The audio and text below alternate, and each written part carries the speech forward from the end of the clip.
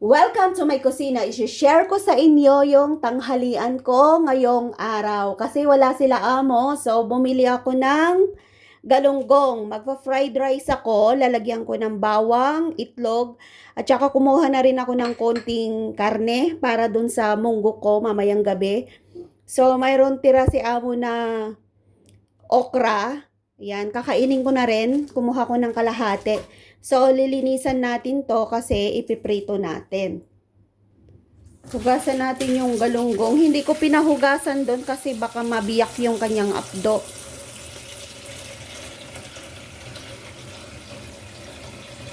So, hugasan natin tong apat na to. Ayan, tanggalin natin yung kanyang hasang at saka yung kanyang laman.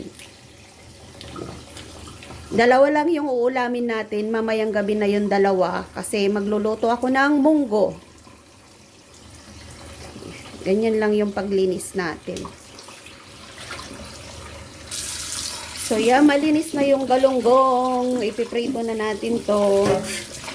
Yan, i-drain natin siya. Para, ang laki na mga galunggong, oh. Grabe, $20 lang siyang lalaki.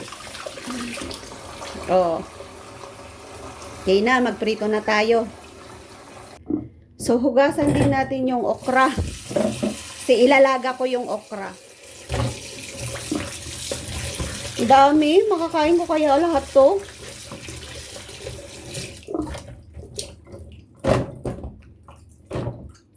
So, ready na yung okra natin. So, maglalagay tayo ng asin sa ating galunggong. At magprito tayo ng ulam. Piprito ko na lahat to para hindi na ako magprito mamayang gabi pag andyan na yung ating munggo. So, painit natin yung ating kawali. Magprito tayo ng galunggong. And maglalaga tayo ng ating pangalan okra. So, yan, mainit na yung ating kawali.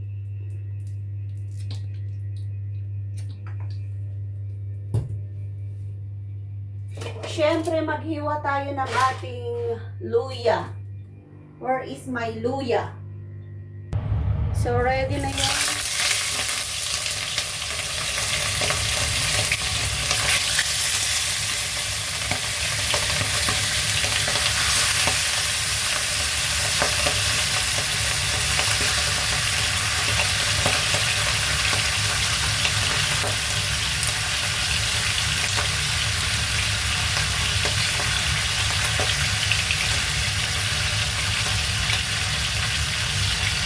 Dito kasi sa Hong Kong, naglalagay sila ng luya pag nagpiprito ka ng isda.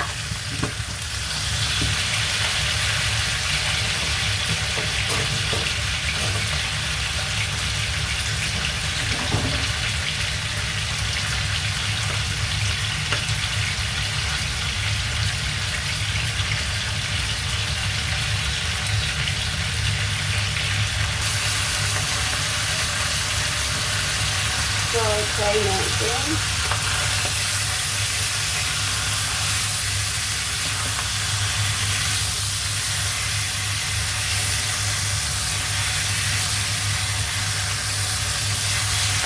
Ayaw.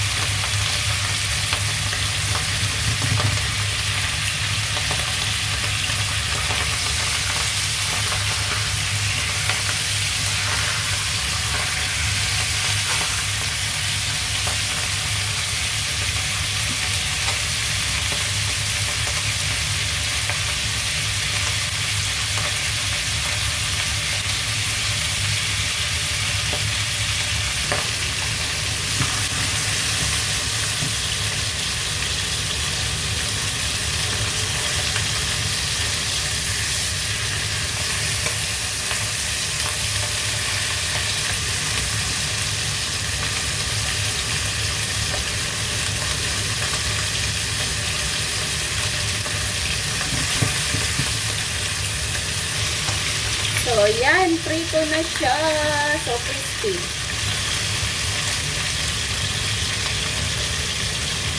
So, off na natin to. Lagyan natin sa plato.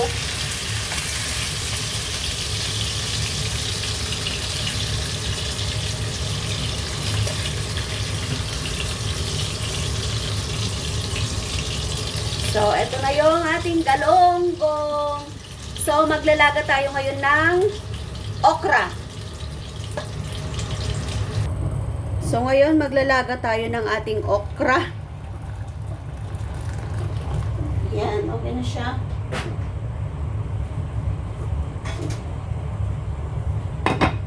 Takpan muna natin. And then, last yung magpa-fried rice tayo. Ito yung tanghalian ko. So, sinishare ko po yung tanghalian ko kasi wala sila amo. Sana nag-enjoy kayo at mabubusog tayo ngayon.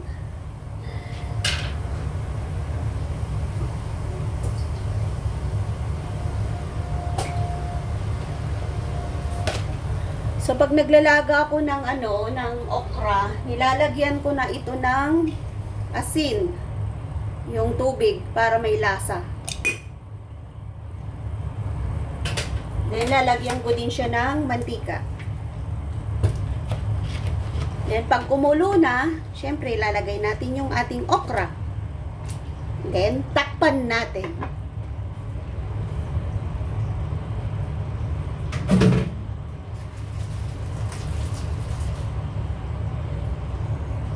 Mga 3 minutes lang yung okra natin. Huwag nating lutuin mabuti kasi mas masarap pa rin pag crispy yung ating okra. So, after 3 minutes, hanguin na natin yung ating okra dahil luto na to. Try natin. Yan, luto na nga. So, off na natin to kasi ready na siya. Tanggalin natin.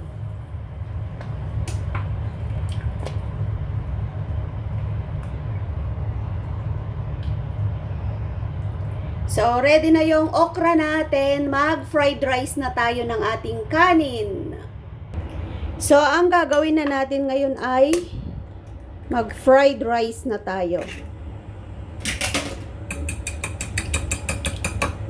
Gagamit ako ng 2 itlog. Kasi gusto ko ng 2 itlog.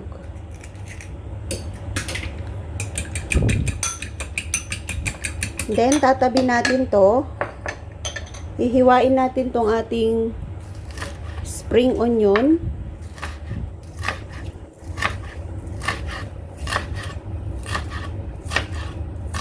Yan, lalagyan natin sa ibabaw.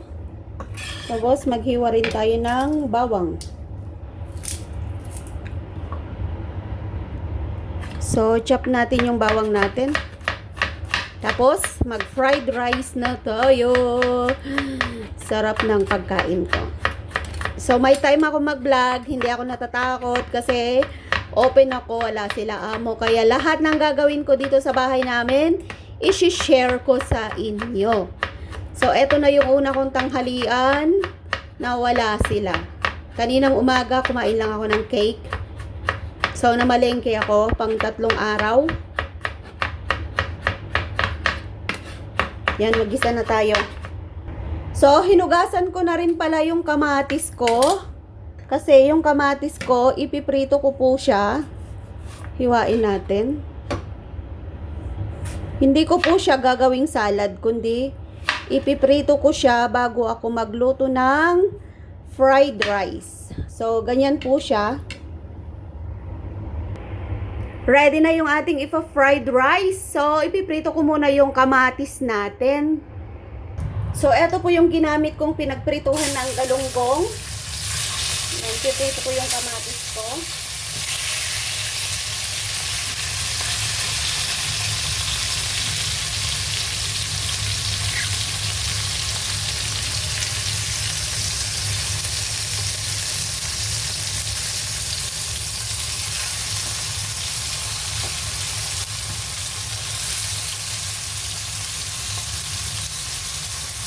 So, yan, ready na. Lalagay natin sa aking plato.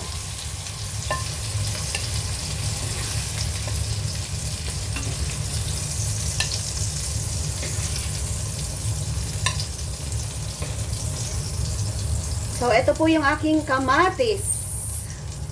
So, ngayon ay magprito na tayo ng ating sahog para sa ating fried rice. Lalagyan ko ng karne.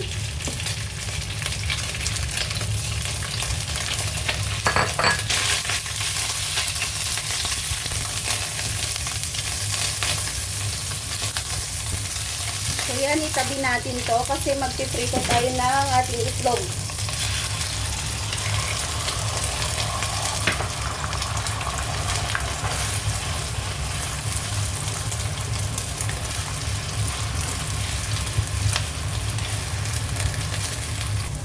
So, yan.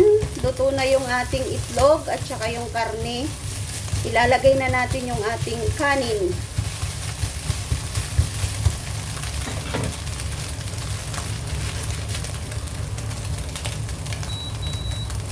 So, lagay natin yung rice natin.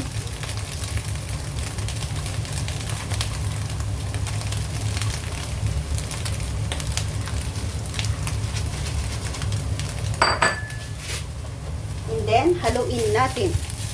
Yan. Sarap. Pang dalawang kainan yata yung fried rice ko ngayon. Ang dami. Hanggang hapon. So, lagay na natin yung spring onion natin. Maglagay tayo ng asin, pampalasa. So, eto na po yung magiging tanghalian natin. Yan. Thank you for watching po sa inyong lahat. Sana po ay nagustuhan nyo. Then, maglalagay tayo ng 2 galunggong. And chicharon. Dito na lang sa side dish niya. O, di ba? Perfect yung ating tanghalian. O, ang sarap. So, thank you for watching po sa inyong lahat. So, kain na tayo. Yan, sarap ng ating tanghalian. Perfect. Thank you so much po sa inyong lahat.